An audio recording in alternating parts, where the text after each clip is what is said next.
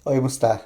Totoong mayaman ka ba o peking mayaman? Paano malalaman? Number one, yung lifestyle choices. No? Yung mga totoong mayaman, nag-iisip yan paano i-develop yung sarili. No? Personal growth, education, travel. Ito mga peking mayaman, wala nang ginawa kundi magyabang. Okay. Number two, financial literacy. Ang tunay na mayaman, investment ang iniisip at may savings. Ito mga peking mayaman, wala nang inisip kundi gumastos. Okay. At may pagyabang. Okay. Number three, relasyon. Ang mga totoong mayaman, ang fino-foster nila ay yung talaga meaningful na relasyon.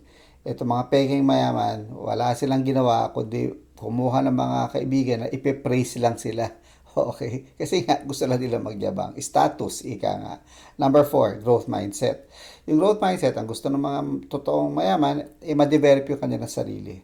'Di ba? Nagde-develop sila pag may change, a-adapt sila. Pero yung mga peke, nako, ayaw, resistant sa change yung mga yan.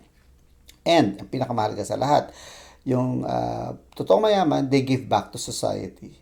Ito pong mga peke mayaman, kunwari they give back. Pero sa totoo lang, mga swapang yan.